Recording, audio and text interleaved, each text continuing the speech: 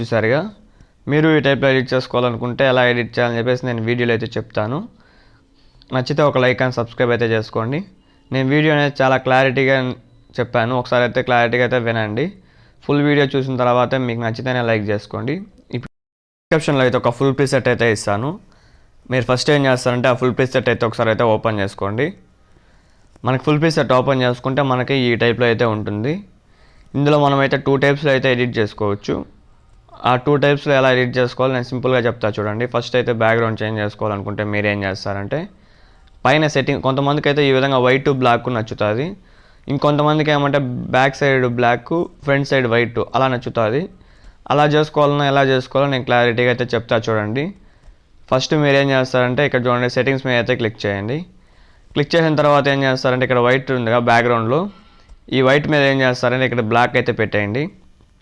Black పెట్టిన తర్వాత చూడండి ఎలా వచ్చిందో, ఇలా అయితే వచ్చిందిగా. మీరు ఏం చేస్తారంటే ఈ విధంగా అయితే కొంచెం పైకి స్క్రోల్ చేసుకొని టెక్స్ట్ మీద క్లిక్ చేసుకొని కలర్ అండ్ ఫీల్డ్లోకి వెళ్ళేసి ఇక్కడ వైట్ పెట్టుకోండి.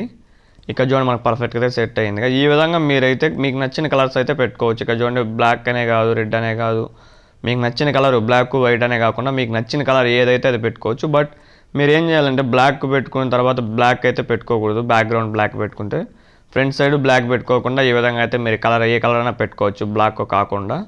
కాబట్టి మీరేం చేస్తారంటే ఏదైనా పెట్టుకోండి మీకు నచ్చింది అయితే.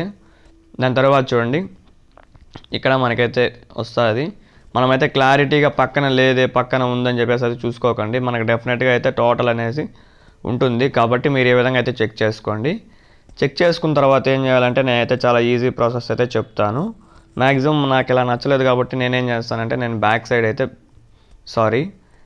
సైడ్ అయితే బ్లాకే పెట్టుకుంటాను. నేనైతే ఈ విధంగా అయితే పెట్టుకోను. కాబట్టి నేనేం చేస్తానంటే చూడండి ఒకసారి అయితే నేను బ్యాక్ సైడ్ బ్లాక్ పెట్టుకోకుండా వైటే పెట్టుకుంటా. కాబట్టి నేను ఇంతకుముందు ఎలా ఉన్నిందో అలానే చేంజ్ చేసుకునేస్తాను. ఇక్కడ చూడండి అలా చేంజ్ చేసుకోవాలంటే మళ్ళీ సెట్టింగ్స్ మీద క్లిక్ చేసుకొని ఇక్కడ బ్లాక్ మీద క్లిక్ చేసుకొని మళ్ళీ వైట్, మనం వైట్ పెట్టాము కాబట్టి ఇక్కడ మా కలర్ ఫీల్డ్లోకి వెళ్ళేసి ఇక్కడ బ్లాక్ పెట్టేస్తే సెట్ అయిపోతుంది. టోటల్ మీరు ఈ విధంగా అయితే చేసుకునేయండి. చేసుకునేసిన తర్వాత ఏం చేస్తారంటే ఇక్కడైతే ఫొటోస్ అయితే చేంజ్ చేసుకోవాల్సి అయితే ఉంటుంది. ఈ ఫొటోస్ ఎలా చేంజ్ చేసుకోవాలో నేను చెప్తా చూడండి. ఫస్ట్ అయితే ఒక ఫోటో మీద అయితే క్లిక్ చేయండి. క్లిక్ చేసిన తర్వాత ఏం చేస్తారంటే కలర్ అండ్ ఫీల్డ్లోకి వెళ్ళేసి ఇక్కడ చూడండి మీడియా అని చెప్పేసి ఉందిగా. ఈ విధంగా మీడియా మీద క్లిక్ చేశారంటే మీరు డౌన్లోడ్ చేసుకున్న ఫొటోస్ అయితే కొన్ని చూపిస్తూ ఉంటాయి. ఇందులో మీరు ఏం చేస్తారంటే ఒక ఫోటో అయితే సెలెక్ట్ చేసుకోండి. అంటే మీకు నచ్చిన ఫోటో, ఎవరి ఫోటో అయితే పెట్టుకోవాలనుకుంటున్నారో వాళ్ళ ఫోటో అయితే మీరు ఫస్ట్ ఏ ఫోటో అయితే పెడతారో సేమ్ అదే ఫోటో టోటల్ అయితే పెట్టాలి. ఇక చూడండి ఫోటో మీద అయితే సెలెక్ట్ చేసుకున్న పైన అయితే యాడ్ మీద అయితే క్లిక్ చేశాను. మనకు ఫోటో అయితే యాడ్ అయింది. కొన్ని ఫొటోస్ మనకి ఎలా వస్తాయంటే అసలు సెట్టే కావు. అలాంటివి అయితే నేను ఒకసారి చూపిస్తా చూడండి ఎలాంటివి సెట్ కావు, ఎలా ఎందుకు సెట్ కావు అని చెప్పేసి అయితే. ఇప్పుడు చూడండి సెకండ్ ఫోటో టోటల్ మనకైతే ఏమంటే ఎఫెక్ట్స్ అయితే టోటల్గా అయితే ఇచ్చేసి ఉంటాను.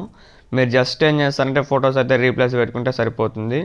కాబట్టి నేను ఓన్లీ ఫొటోస్ రీప్లేస్ మాత్రం చూపిస్తున్నాను. అలానే బ్యాక్గ్రౌండ్ రీప్లేస్ అయితే చూపిస్తున్నాను.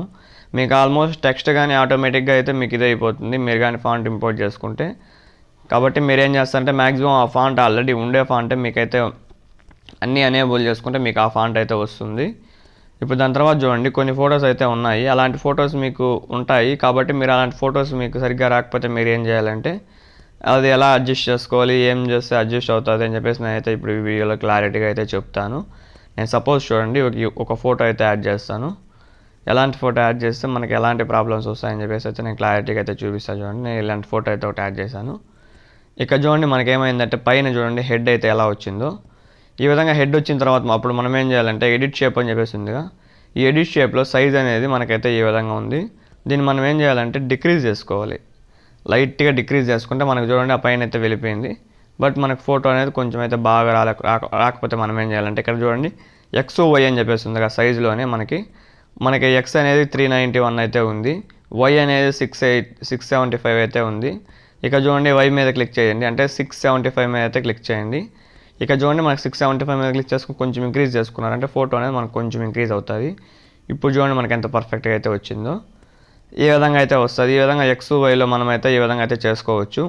దాని తర్వాత మీరు ఏం చేస్తుంటే టోటల్ ఫొటోస్ అనేది ఇదే విధంగా ఉంటుంది. మీరు టోటల్ ఫొటోస్ అనేది మీకు నచ్చిన ఫొటోస్ ఏ ఫోటో అయితే పెడతారో సేమ్ అదే ఫొటోస్ అయితే పెట్టుకుంటా అయితే వెళ్ళిపోండి. దాని తర్వాత మీరు ఏం చేస్తారంటే ఎక్స్పోర్ట్ సింబల్ మీద క్లిక్ చేసుకొని ఇందులో మీకు నచ్చిన రేషియోలో అయితే ఎక్స్పోర్ట్ అయితే చేసుకోండి. Thank you for watching.